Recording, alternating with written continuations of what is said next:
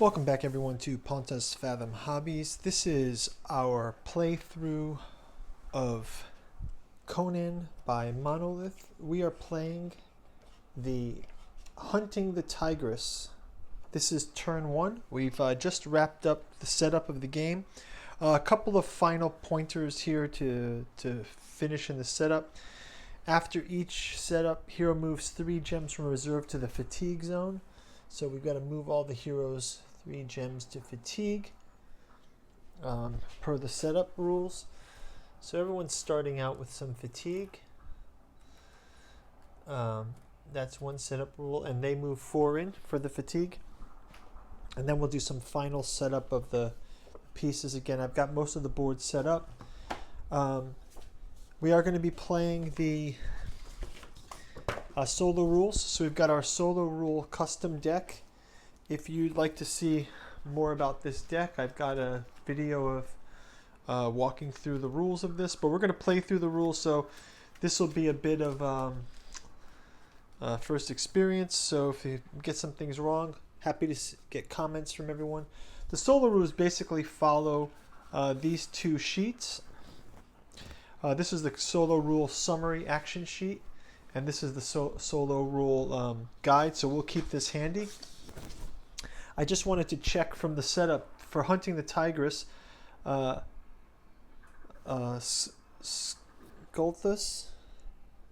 is the hero objective 1, and Zaparavo is the hero objective 2, and the Overlord character's objective is to get Belit. So that's their objective. You see these special rules here, though. It says both Skulthus and Zaparavo are leaders. Skulthus spends no gems to cast spells and will transform the first time the event tile is activated unless Zaparavo is already dead, and Skulthus will not leave his ship. So that means Skulthus stays on his ship, obviously unless he does his transformation into the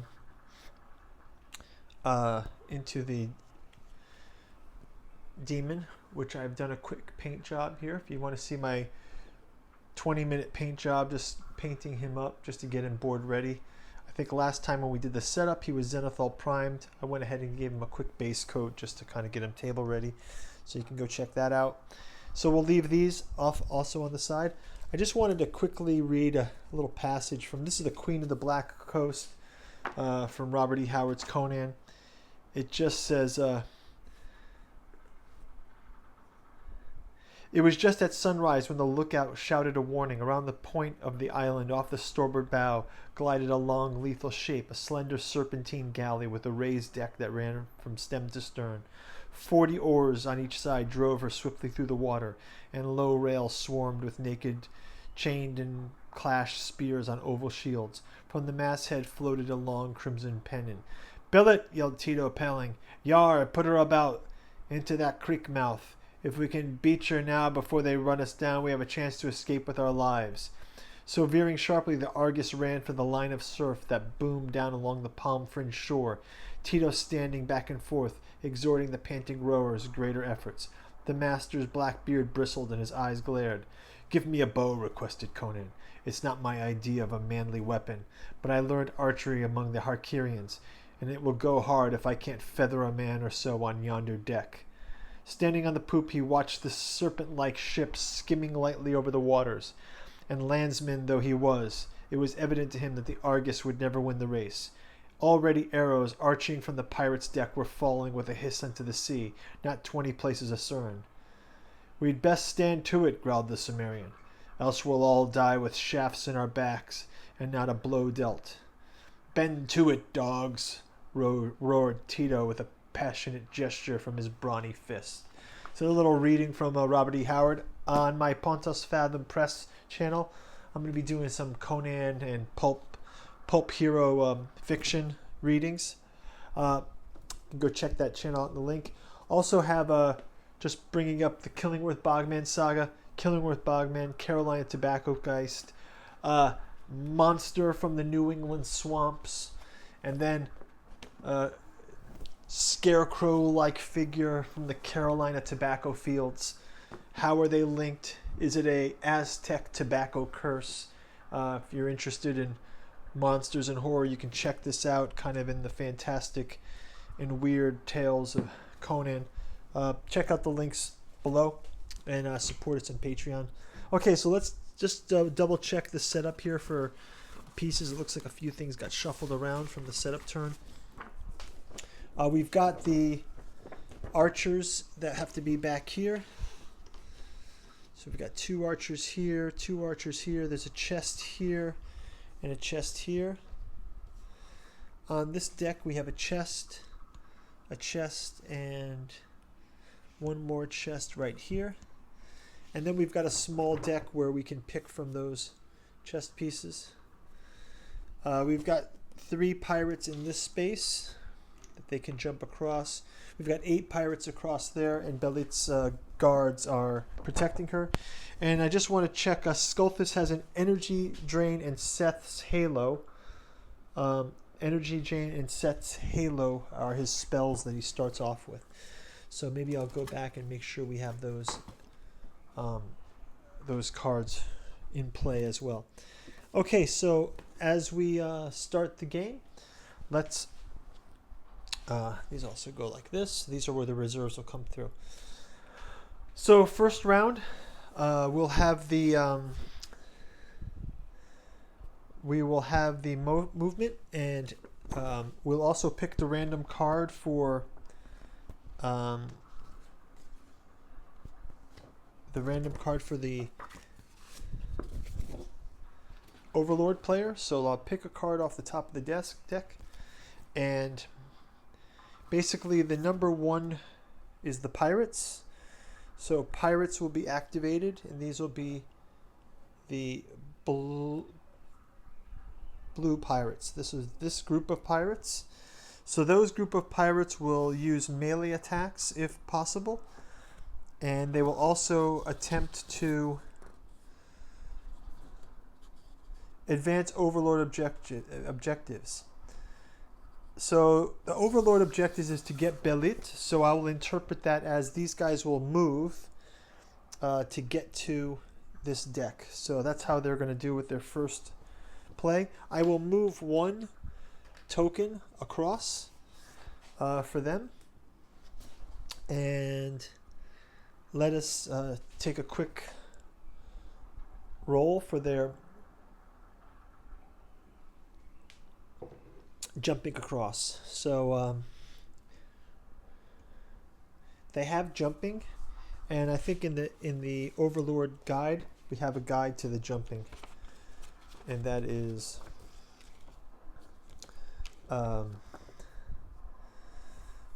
leaps. If a hero's approach leaps, character falls in the area. Okay, so if a minion or ally leaps, they fall in the water, eaten by shark, and they die immediately.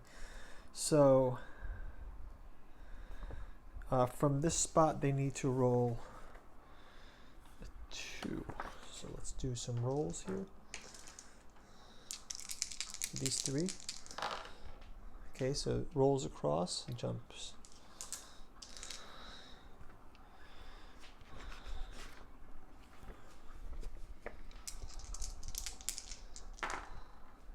Jumps, and he jumps across. So they all 3 make it across. Okay, so these guys have moved across for their motion. In the next phase, we will have the attack for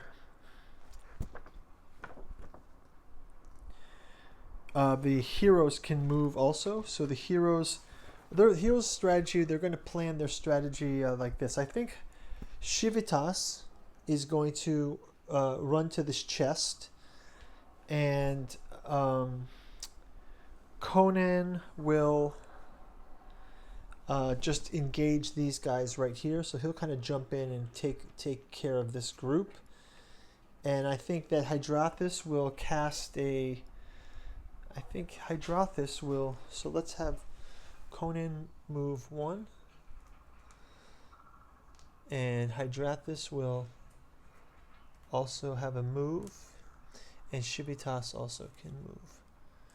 So Shivitas will move to this, Conan will move here, and then Hydrathis is going to move here. How many can he move? 2. Okay, and then he can prepare his spell for the next round. So, and then I think they'll have these guards. They have a 3 movement as well, so they will engage here, but the 2 guards will stay back with billet. So let's just have it like that. Okay, so let's leave it at that for now for the first round. Okay, so let's have Conan. Let's first have Civitas. He will also have to put Civitas will also put a marker on his hand so he can roll the die for the chest. And Civitas is able to open his chest, and the treasure he gets from inside will randomly pick. And Civitas is able to get a crossbow. Wow, so he's got lots of ranged weapons. So we're going to give this to Civitas. So that is helpful. He gets an extra die for that, for a ranged weapon. Okay, and then Conan. Conan has got his leather armor, and he's got his sword. So if I give Conan also, let's just give him 1 attack for now. He can roll that die, plus he has a white die. So Conan can roll these 2. These guys only have a armor of 1, and they have the hit points of 1. So he might make quick work of these guys. Conan also has the ability to do a sweeping blow. You can see on his card, Conan has the... he can basically do like a long sword swing where he can share his roll across several of the enemies. Okay, so Conan only does a 1 damage. I'm going to throw in a reroll for Conan, because that's kind of like a lame. So let's have him reroll. And so he gets a 4 now. So 1 armor, 1 hit point, 1 armor, 1 hit point. 2 of these guys are food for the fishes, and they're taking those off the board.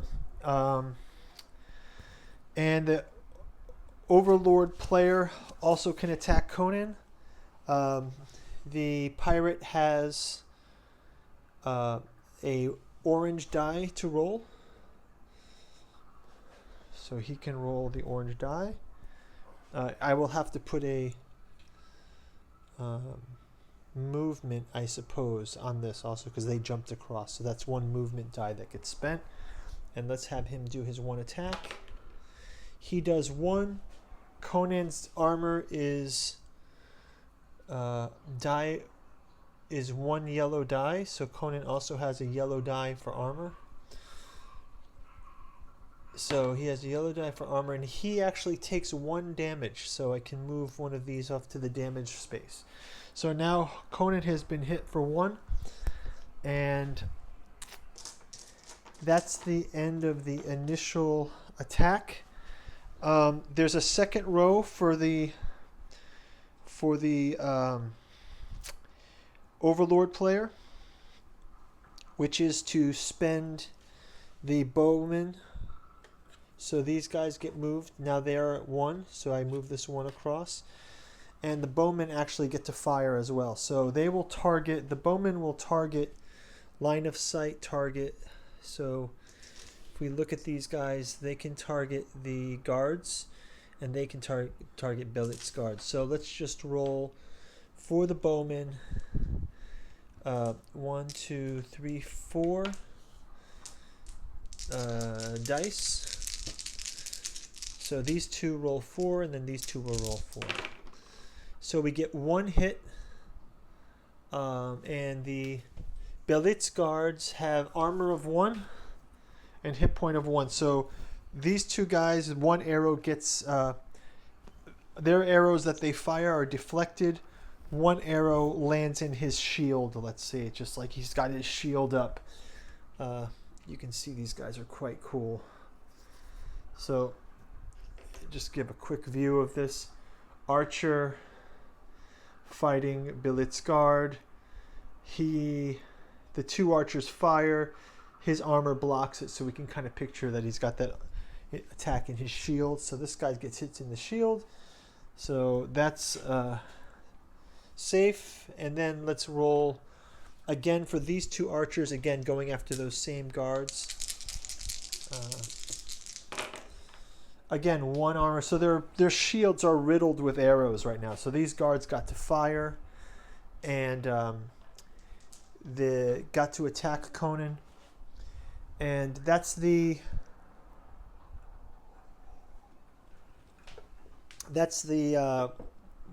round. I think let's just double check on the spells from Skulthus. Help me check on those.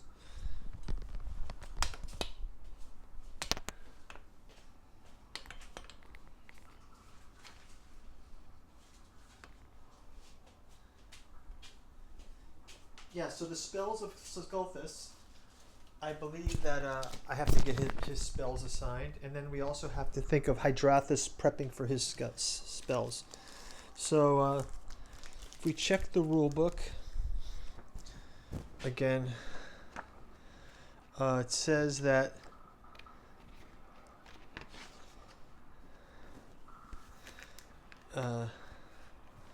Skulthus has energy drain and sets halo. Skulthus has energy drain and sets halo. So let's pull those out for him. When he gets activated, those will get in play. So energy drain and sets halo. Energy drain and sets halo. Now he didn't get to play, but he does have energy drain activated. No, sets halo cast. So your armor value is increased by 1. This effect ends when you change from cautious to aggressive and your group is attacked. Activated. Okay, so these are Skulthus' spells. I'll just leave them up here to indicate his spells, and we'll retire the rest of these. And I think that's it for again, if we read on to this card, we see that they're also going after the objective. There's no melee for these guys, so they are attacking Belit's guards, so that I think that's in the AI. And I think that's about the end of the turn. Let's just review any other steps for the end of the hero round and end of the Overlord's turn. So we've gotten rerolls. And then we're just going to do the end phase. So now we can move all of our gems to the fatigue space. So we've got to clear out. Hydrathus has one move that moves to the space. Conan had a reroll, a move, and a combat. So he's got 5 in his space. He also has 1 damage. And Shivitas moves his 2 to fatigue. So then in the next turn, we can mark this as turn 1 completed.